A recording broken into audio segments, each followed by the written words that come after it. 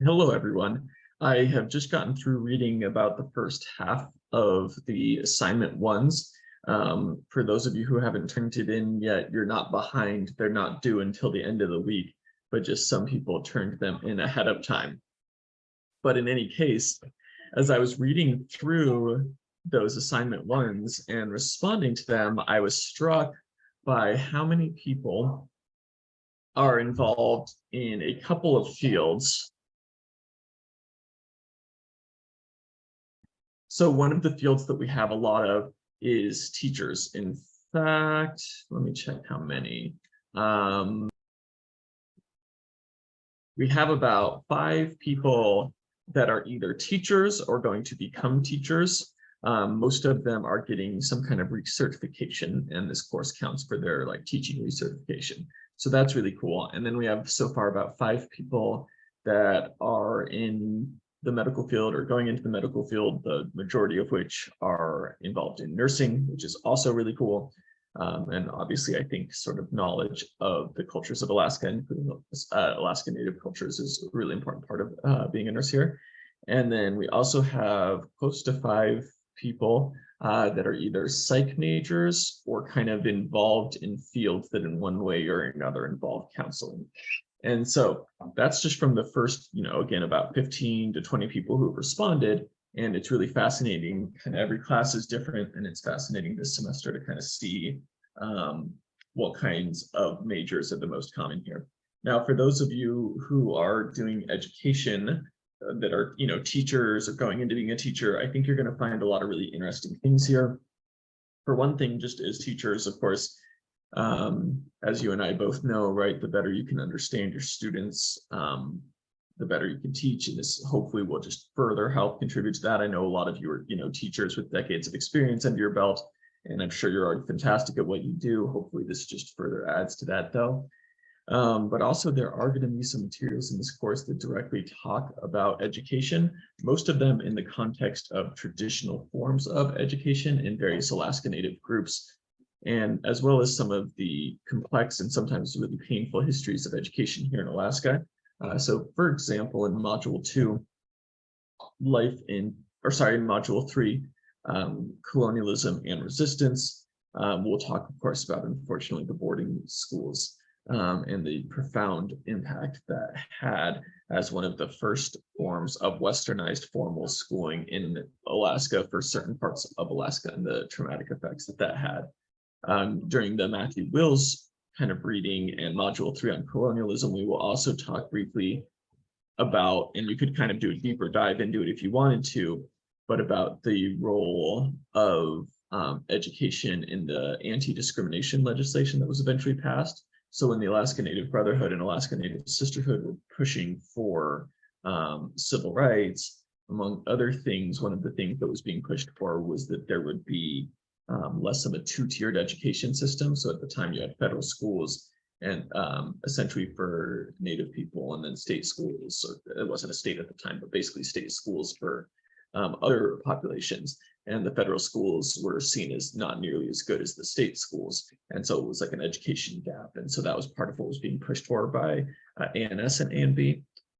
We'll talk about, various forms of Native knowing and Native education from traditional time period. And, really you could kind of talk about all of these modules from that perspective, that, that kind of comes up in all of them. There's a few places where it comes up pretty obviously. For example, in the Larion Mertulia video that you're going to be doing, he's going to talk a lot about sort of what it was like to learn as a young man in an Unungan or Aliu village. And then in the Kawagli reading, if you've never read any of Oscar Kawagli's work, Dr. Kawagli writes extensively about traditional modes of education, particularly within Yupika culture, and then relating that to what he sees as sort of systemic issues with different cultural forms of education. And sort of, he was a big advocate for and proponent of how can we shift formal schooling in a direction that would have better accommodate other kinds of cultural forms of knowing, particularly Alaska Native forms of knowing, particularly for rural students. And so he was writing a lot in the 90s, and wrote some very interesting things about that. We'll also talk in that module 6 about kind of differences between sort of traditional models of UPIC learning within some villages, and contrast sort of historically, and we're going to contrast that with sort of what a lot of schooling environments look like today. And the point there is not that sort of one way is better than the other, but that there certainly are differences, and to be aware of differences. In module 8, sorry, this is a typo in the syllabus, but in module 8, the Leonard reading will talk a bit about Indigenous teaching as well through storytelling. And then in module 13, as well as module 9, we'll talk a lot about language teaching specifically, and how formal schooling can be used to counteract language loss, where once it was one of the primary modes of language loss, the way in which schooling now, through things like Indigenous language classes, what can be done with that to try to revitalize native languages. And then in this assignment 4, you're going to actually do a reflection on sort of your own educational experiences and what you learned or didn't learn about Alaska Native cultures in that process. So I think for the folks that are educators, there's going to be a lot in this course that's going to feel like it applies pretty directly, I hope, to what you do for a living and the great work that you're doing in classrooms. Now, for those of you who are doing medical fields, those are primarily nursing, first of all, the work you do is absolutely critical, and we're grateful for you. And I think you're also going to find some things that really directly fit into what you're interested in. Kind of like education, or the people working in education, you're going to find that some of that is sort of painful histories, right? Colonial histories. So for example, in module 3, we learned that one of the most profound impacts of colonialism was actually the infectious diseases that came with settlers, and the profound effects that had on communities. And that'll actually play out in several of the different modules as we talk about the huge effect that had on a variety of different cultures, such as Southeast cultures, such as UP cultures, such as Dena'ina cultures.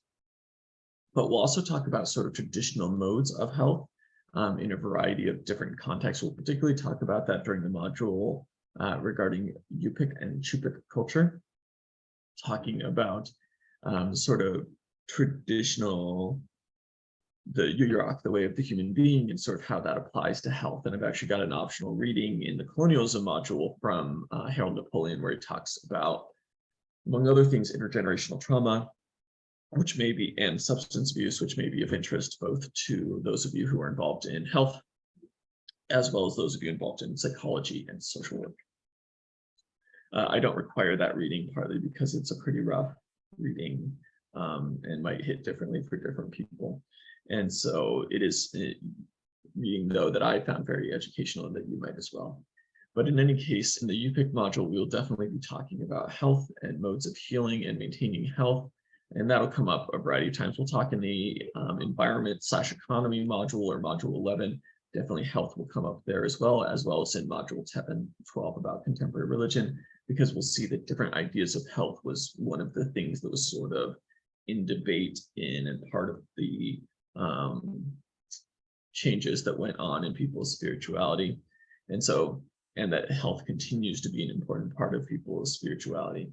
So I think there's a lot that you'll find interesting as people that work in health. And finally, for folks that work in psychology, I think you will also find, or that work in counseling or plan to go into counseling, I think you'll find a lot throughout all of this that will help you better understand folks that you're going to be working with and helping, particularly if you practice here in Alaska. Having said that, there are kind of several points that I think you might particularly find interesting. Back to that Larry Merkuliev video, I think you'll find really interesting, sort of a very different approach to child raising and child rearing and life cycle, perhaps, that he experienced basically in the mid-20th century in the Aleutian Islands in an Unungan village, kind of that different way of approaching childhood versus the way we tend to approach it most commonly here in 2023, and especially in more urban environments. And then I think you'll also find module 12 with religion and spirituality really interesting, partly because there is so much overlap between spirituality and people and psychology, and other things as well. module 14 talking about representation. Obviously, there's a big overlap, and there's been pretty good research over the last couple of decades to suggest that there's strong connections between how people see themselves represented in media, specifically their culture as Native people, and then how that affects individual people's psychological well-being. And then also with the language loss, there's been, for those of you who are in the medical field, and I think also those of you in the psychological field, you're going to see, we're going to talk a bit about kind of how language revitalization or language preservation can have positive effects for people's overall health well-being. There's been some good research on that of late as well. So anyways, I'm trying to say with all of that, that I think there's a lot of good topics for those of you in these three fields that we seem to have sort of super represented in the class this year. So I hope you enjoyed the class. I hope you find it interesting.